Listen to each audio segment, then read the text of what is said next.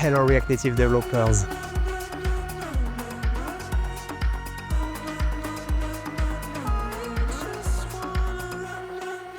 I hope you are well. William here, recording from beautiful Zurich, Switzerland. I'd like to show you two things into what is shaping up to be a very fun morning. First, we have an update on React Native WebGPU. We are bringing the beloved web standard to React Native, and we'd like to show you the compelling ways we are integrating it to the React Native platforms. We'd like to show you the new range of user experiences that can be built on top of it. We'd like to show you how industry friends are using it to bring giants of the web ecosystem onto React Native, such as ThreeJS.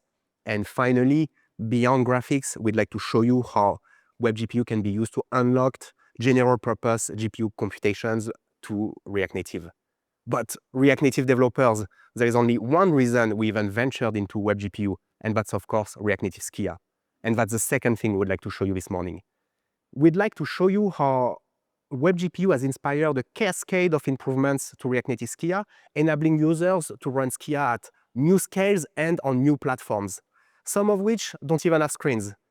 We'd like to show you how these improvements are snowballing into the migration to Skia Graphite, a new backend for Skia for modern GPU APIs that runs on top of WebGPU, where we would like to show you some of the paradigm-shifting ideas that come along with it.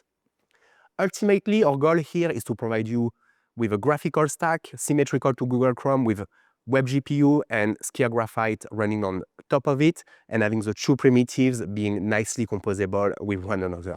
And that goal is championed by Shopify. Hello, React Native developers. I'm Colin Gray, joining you from my home in beautiful Stratford, Ontario. Thanks for tuning in. When we first started with React Native Skia, our goal was to bridge an important gap in graphics APIs in React Native. We've made incredible progress, and we've shifted our focus to performance and stability. This has led us to WebGPU, an exciting new web standard for 2D and 3D graphics that is already being embraced by the core Skia library. Our quest for continuous improvement has opened the door to best-in-class 3D graphics within React Native. We've unlocked the potential for stunning 3D experiences, some of which have been beautifully brought to life by teams at Shopify. Our vision is for these 2D and 3D features to be composable at zero cost, just like in web. These announcements are always an important opportunity for me to issue a heartfelt thank you to the React Native community. Our progress would not have been possible without your incredible support. Your contributions in pull requests, insightful discussions, and diligent bug reporting have been invaluable. So from everyone at Shopify, thank you. Thank you to those who have made React Native Skia what it is today. And now, without further ado, let's see what new experiences can be created with WebGPU and React Native Skia. Back to you, William. So, WebGPU, we are bringing the brand new and yet already beloved web standard to React Native. In its core, this API allows you to do two things: draw and shade triangles, as well as running general purpose GPU computations. When we worked on the module, we had two design goals in mind.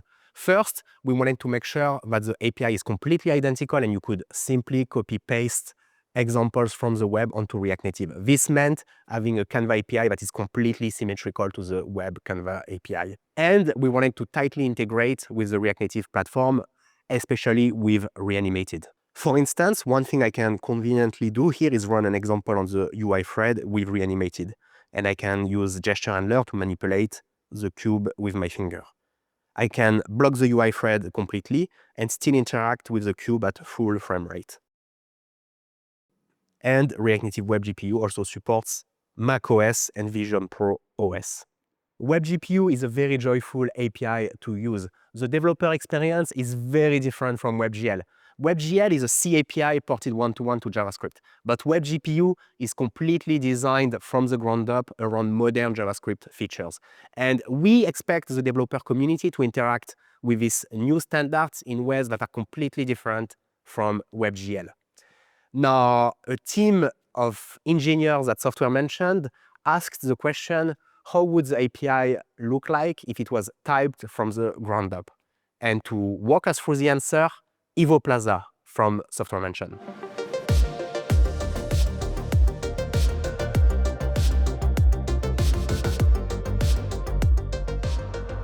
Introducing TypeGPU, a set of type-safe primitives that bridge the gap between TypeScript and WebGPU. Our data schemas mirror Wigzil syntax, and you can use them to create typed buffers on the JS side and generate matching shader code. You can just pass JS objects and arrays to the GPU without having to worry about how they're represented in binary. And don't worry about having to rewrite your whole app. We design our APIs with progressive adoption in mind, meaning you can pick and choose the parts of your codebase that you'd like to TypeGPUify. To test this out, we picked out a few open source projects and integrated TypeGPU into them without changing the overall code structure. We also started a few projects from scratch, like the Wayfarer game engine. Check out the WebGPU interoperability guide on typegpu.com for more details. Oh, and those JS functions running on the GPU, that's actually happening. We have a few demos working already on typegpu.com, hidden under an experimental switch. Check them out, give us feedback, and help us reach stability.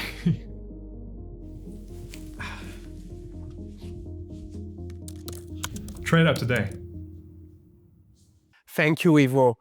Ivo mentioned a couple of interesting things. First, while WebGPU is a fantastic API, some aspects are very low level, like uniform byte alignment and padding, and TypeGPU can really help you with that. And like for TypeScript, you can only start with a few types and incrementally add types to your system. You don't need to type everything from the ground up. Now, I'd like to walk you through a WebGPU feature I'm really excited about, as it's going to be a common theme this morning, and that theme is the cost of foreign function interface. With WebGPU, we run insanely fast GPU computations, and while JavaScript is also very fast, comparatively, it can be actually quite slow.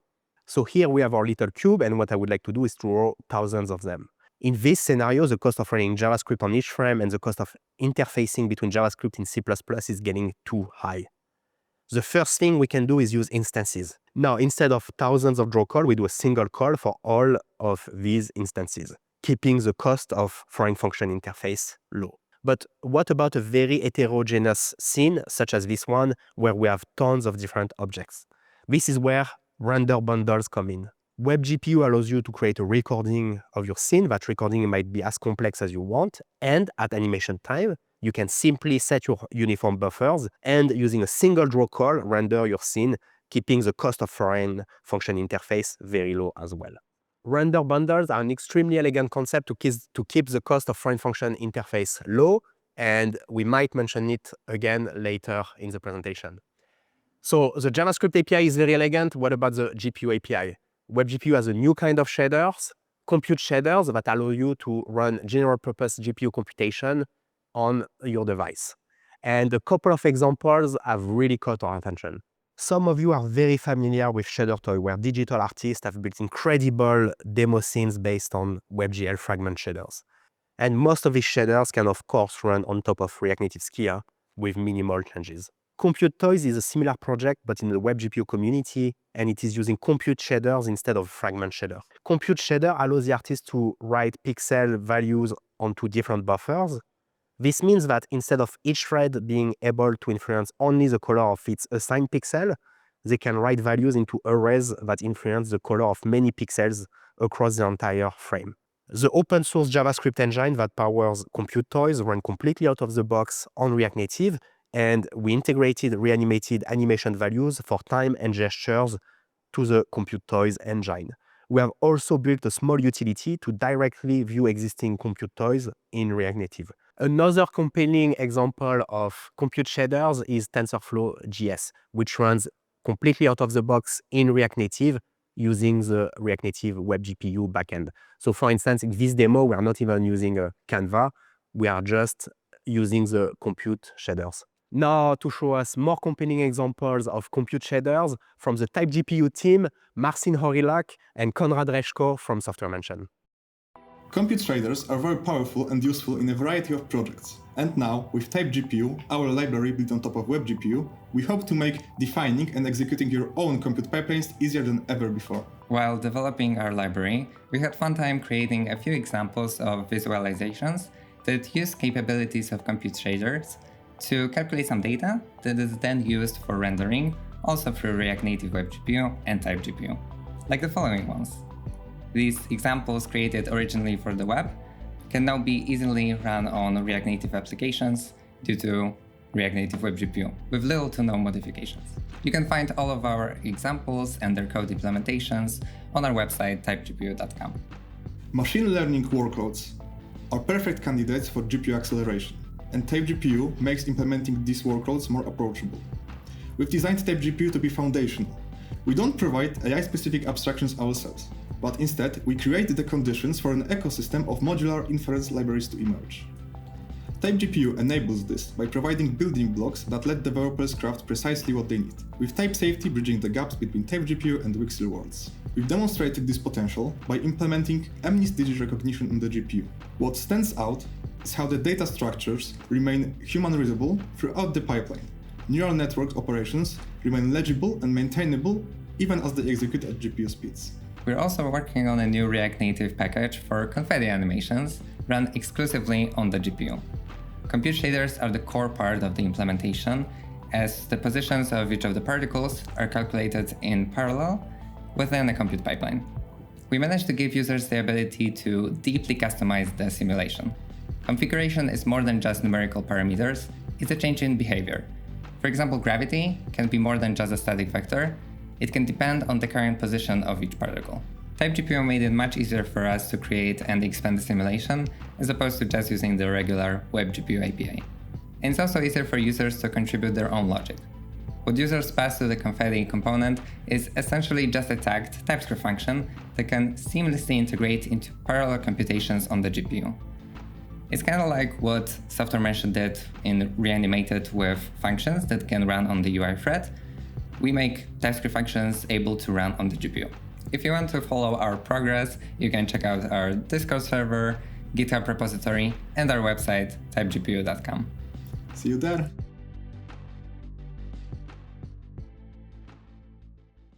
Like the TypeGPU team, I am very excited about the WebGPU API. But we expect that a lot of you React Native developers are going to use React Native WebGPU without interfacing with it directly. Instead, we think that you're going to leverage giants of the web ecosystem, such as ThreeJS. ThreeJS has revolutionized 3D graphics for the web and has enabled millions of developers to build stunning 3D experiences. And when we got started with React Native Web GPU, we wanted to get a sense of how excited is the ThreeJS community for the Web GPU support. And we saw some extremely positive signals with amazing community members pushing the Web GPU support in ThreeJS. Web GPU support in ThreeJS is a twofold problem. First, a Web GPU backend for ThreeJS, and the introduction of TSL, a TypeScript shading language that can be abstracted from both GLSL, the shading language of Web GPU, and WGSL, the Web GPU shading language. If we do our job well, these ThreeJS examples should run completely out of the box on React Native Web GPU. And they do. Some examples are exactly the same from their web counterparts. And some examples rely on external web APIs for model loading. And here we provide the React Native equivalent, like in these examples. In its latest contributor summit, React Native contributors brought the idea of bringing a subset of web APIs to React Native. And we think examples like these ones are great showcases of how beneficial following the symmetry with the web can be.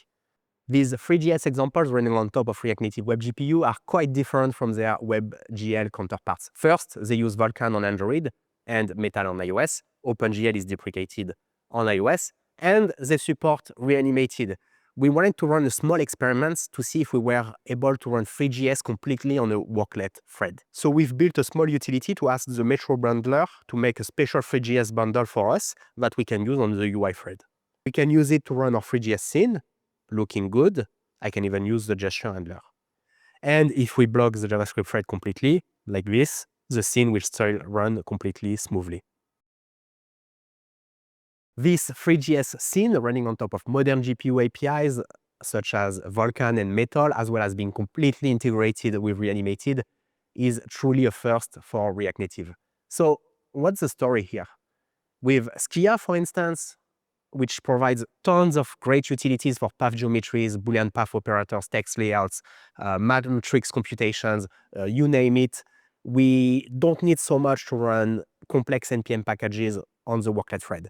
But with WebGPU, which is a much more lower level API, the need to run full-fledged NPM packages such as ThreeJS on the workload thread becomes much bigger. And what you just saw is a proof of concept, but we expect such practices to become mainstream in the near future. And so speaking of ThreeJS and React, another huge piece of the ecosystem is React Free Fiber. Free Fiber is the React reconcilier for ThreeJS. Like for Skia, the power of its graphical APIs are amplified when used within the React programming model.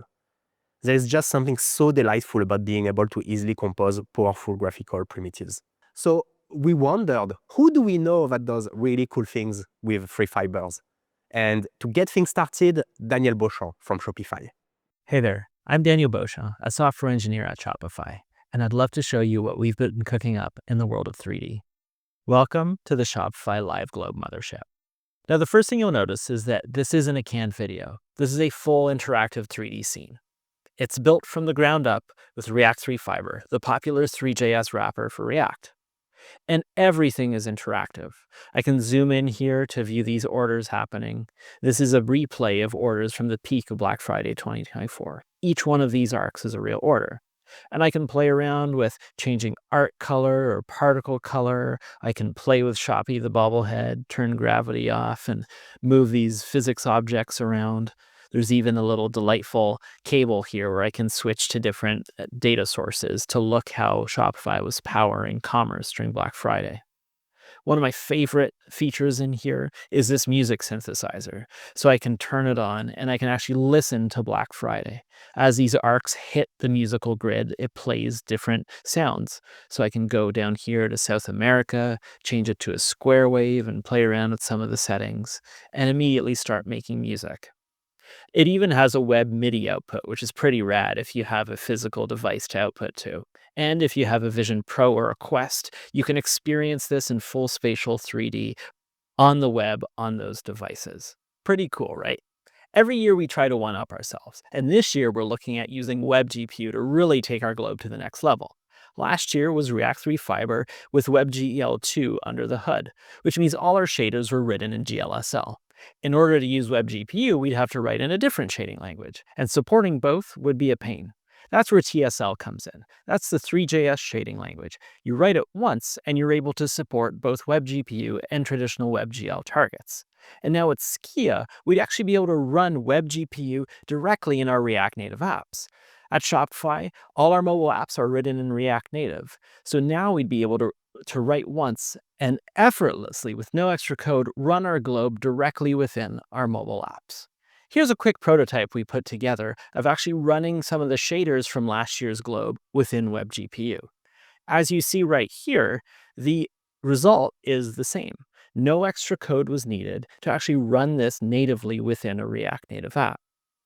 This is only the beginning for us in our journey towards WebGPU and running things like our globe directly inside native apps. We're really excited by the possibilities that Skia gives us in order to run these things with no extra code needed. Thank you, Daniel. This is absolutely mind-blowing. If you're interested to learn more about how the Shopify Black Friday Globe was built, there is an incredible interactive tutorial built by Diego Macario Bello, which I absolutely recommend. And who else is doing cool stuff with 3D on top of React Native? Aaron Greider, of course, from SpaceX. Free Fiber is at the heart of the Starlink app, and with Aaron, we wanted to run a small experiment where we would migrate parts of the GLSL codes to TSL and see if we can run the experience on top of React Native WebGPU. The goal being to first run the experience on modern GPU APIs, as well as setting the stage for a deeper integration with Reanimated. And that's the first thing I wanted to show you this morning, WebGPU. A brand new and yet already beloved web standard. We are integrating it with React Native in ways that we think are quite compelling. This enables us to leverage existing web ecosystems such as Compute Toys, Type GPU, TensorFlow.js. And we think that ThreeJS and React 3 Fiber are going to be a major focus for React Native WebGPU. Now, let's talk about the reason we even looked at WebGPU in the first place. And that's, of course, React Native Skia. Skia is, of course, the darling of 2D graphics on React Native, and you have used it to bring that je ne sais quoi to delight your users, like in the OnSphere app. You have used Skia to take the meaning of gamification to a completely new level, like in the Kali app, made by the one and only Diane Moon. You have used Skia to build a completely new grade of chat apps, like the Days app. You have used Skia to build best-of-class video editor and exporter, like in ASAP, and build state-of-the-art photo editors like FOMO and BindShoot. You have used Skia to build immersive games like Prado, and making learning fun like the Gecko Med. You have used it to engage your users in their fitness journey, like in the Runner and B42 app. These are some of the apps you have built with React Native Skia.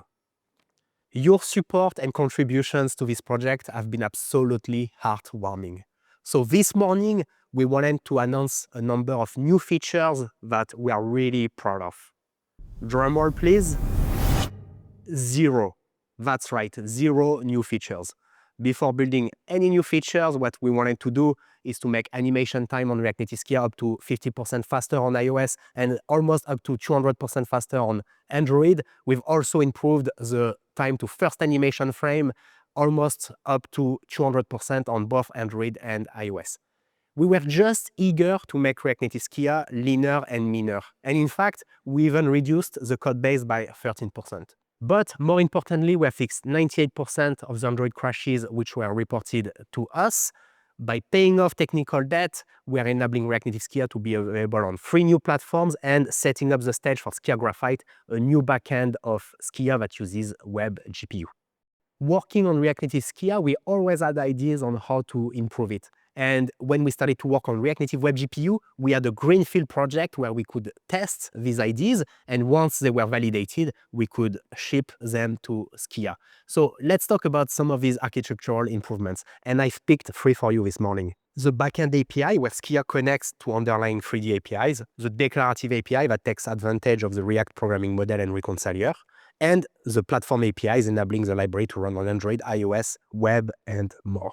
For the backend API, we currently use OpenGL on Android and Metal on iOS. OpenGL and Metal are completely different APIs, and we had written 2 completely different backends.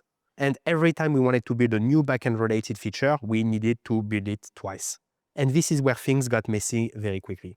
With the upcoming migration to WebGPU, we knew that we needed to smooth out these differences between the backend APIs, so we can easily plug in a new unified backend WebGPU. And while again, OpenGL and Metal are very different APIs, we did find a common backend model that fits nicely for us. By aligning these backend APIs, we have fixed tons of bugs, especially on OpenGL and Android for users. And we are enabling the Graphite backend experimental to be enabled with the flip of a switch. And it has also enabled some more complex use cases for video and camera feeds. And to tell you more about it, François de Campedron from ASAP. Hello everyone, I'm François, CTO of ASAP, a startup developing a digital networking mobile app that combines digital business cards with what we call a web card, a sleek, interactive digital presentation page. One of the standout features of ASAP is the cover. The first thing people see when you share your contact using ASAP. We wanted our users to feel proud when sharing their contact information, and to achieve this, the cover had to be as visually appealing as possible. We wanted our users to be able to use multiple media, apply filters, add animation, and generate a video that could be easily shared on all their social media platforms. During the early development phase, we realized that the only solution providing the capacity and performance needed to achieve our vision was React Native Skia. However, to meet our specific requirements, we had to develop a custom module called React Native Skia Video. This module allows us to extract video frame and seamlessly integrate them into the Skia drawing pipeline, while also supporting video export from a separate thread. We made a contribution to the library and implemented a direct transfer system for native textures to React Native Skia. allowing us to use Metal texture on iOS and OpenGL texture on Android directly. This approach not only optimized memory usage, but also improved rendering speed. We believe this solution makes a real difference in leveraging video content within React Native app, and we're excited to share more about this innovation and how it can benefit other developers. Thank you. Thank you, François. This looks incredible.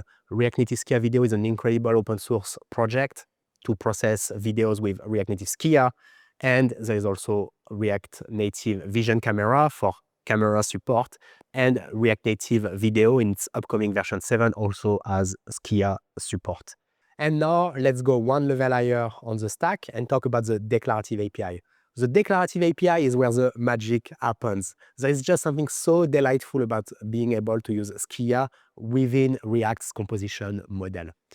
We had a scene graph named Skia DOM. We called it Skia DOM because, like the DOM, it was fully mutable. And we had written it in C++, so it was very fast. But it had one fatal design flaw. We were treating updates from both the JavaScript thread and the UI thread equally. Even though at animation time we want to be extremely fast and we really cannot afford to do any sort of locking in case the JavaScript thread wants to update the tree. On top of that, we are using Reanimated, which does the thread scheduling. And this came up in benchmarks where we could see that we were paying the thread scheduling twice, once in Reanimated and another time in the Skia DOM. What we did is that we moved away from the paper reconciler, which is fully mutable, to the fabric reconciler, which is immutable. And at animation time, things are very fast because we don't need to deal with concurrency. By implementing this new model, we've improved the performance at animation time by almost up to 200% on Android, and the time to first animation frame by almost 200% on both iOS and Android. What we ended up implementing here is an immutable display list with support for animation values. And thankfully, the Fabric Reconciler supports exactly that. And it's a very similar concept to what render bundles are in WebGPU. I really love that we are moving at different parts of the graphical stacks and things look very different, but at an abstract level, they often try to solve similar problems. In this particular instance, the cost of foreign function interface. So let's have a look. Here is a sample of the Skia API exposed to JavaScript via GSI. It's fast, it's definitely fast, but also we're getting so greedy now that it's kind of slow. There are two things we want to get rid of. First, all of the object instantiations are actually kind of a hotspot in GSI. On top of it, even if they were fast, the lifetime of these objects is a single animation frame, which means that you either need to explicitly delete them or let the garbage collector take care of them. Skia drawings are deeply nested with one another, and we came up with an instruction set that allows you to express any Skia drawings, but without any new object instantiations, reducing the cost of foreign function interface dramatically. Here is an example of a deeply nested Skia drawing, and it's equivalent using our instruction set. This new API is up to 3 times faster on some examples. But then, of course, at animation time, we want the cost of foreign function interface to be as low as possible. So what we did is that we added native support for reanimated values in the drawing. You record your drawing, and all you have to do at animation time is set the new values from reanimated and execute the drawing. Except for us getting the new values from reanimated, we've removed the cost of foreign function interface completely. Skia with React's declarative model is extremely elegant and powerful to use. So it's no wonder that community members wanted to use it outside iOS, Android, and web. And to tell us more about it, Saad Najmi from Microsoft, Nathan Hahn from Swoosh, and Ruud Burger from Plex. Hello, my name is Saad Najmi. I am one of the maintainers for React Native macOS.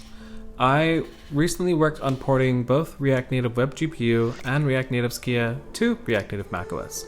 I did this for 2 main reasons. The first one was I wanted to learn more about these libraries. They're kind of outside my normal scope of knowledge, and I wanted to learn the best way I know how by porting it to the platform that I work on.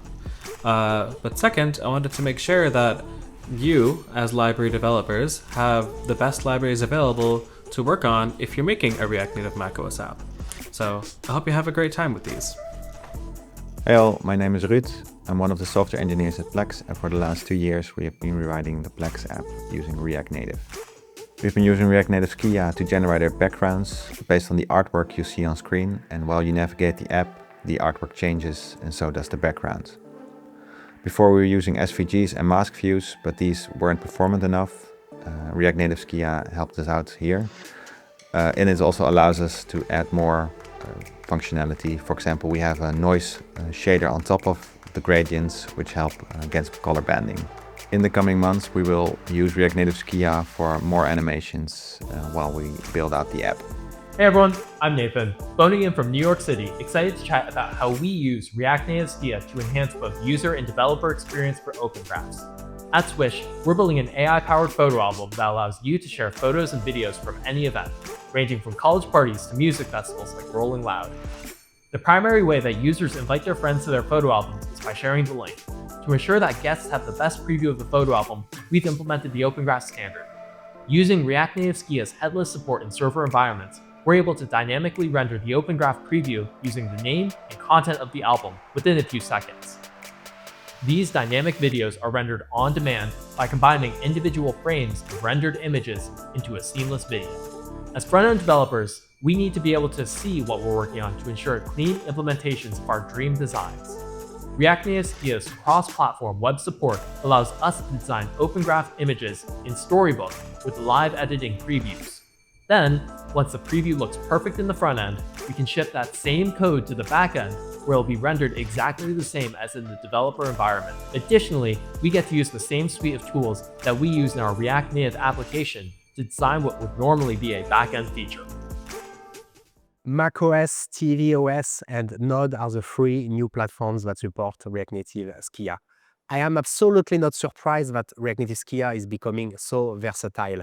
Case in point, this video itself, all the graphic motions are generated using React Native Skia with Remotion. So we use React Native Web for developing the graphic motion and headless support for exporting the video. And so we get to tell stories about React Native Skia using React Native Skia itself, and that's just a very fun thing to do. Now, let's talk about the future of React Native Skia, which is Graphite. We have an experimental branch that supports Skia Graphite. This is not ready for prime time yet, but this morning I wanted to show you 3 demos of Skia Graphite. This is the Skia Hello World example that we know and love, running on top of Skia Graphite. This means that on Android, this is using Vulkan instead of OpenGL. The big difference is that now this example runs on a dedicated thread completely out of the box. You don't need to change anything in your Canva. React Native Skia will run it on a dedicated thread automatically, and we do the synchronization on the UI thread for on-screen rendering, no questions asked. Skia is best of class at 2D tasks like path geometries, Boolean path operators, text layout, you name it. And now you can bring these primitives onto your 3D scenes at 0 cost. This is a 3D scene running on top of WebGPU, and we use 2 WebGPU textures for the path animations and the text layout, but here they are written using Skia. Thanks to Graphite, we can have 3D and 2D scenes be composed with one another. And we can also go the other way around. Here we have a Skia drawing using a WebGPU texture directly. Here the shading is done using a compute shader from Compute Toys. There is just something so delightful about being able to compose best-of-class 2D and 3D primitives using a zero-cost API. And that's React Native Skia running on top of Graphite. This is not ready for prime time yet, but we're working on it. And these were the 2 things I wanted to show you this morning. WebGPU and Skia are the 2 sides of the same coin. We're following the symmetry of the Google Chrome graphical stack with WebGPU and Skia Graphite running on top of it, and having these 2 primitives being nicely composable with one another. Thank you, Google, for your incredible stewardship on these open source projects. There is something so incredibly delightful about being able to use these powerful primitives within React's declarative model. And then there is us, the React Native community. We get to experiment and develop community-driven solutions such as this one. And this is only one piece of the puzzle. There are so many exciting grassroots projects which are being currently developed. One name that comes to mind are Nitro modules. Now, a lot of things that I just showed you this morning are quite experimental. So we need to massage the octopus a little bit more, and we will. And while we do, we're going to keep you posted every step of the way. And so indeed, I am looking forward to talk to you soon, and until next time, happy hacking.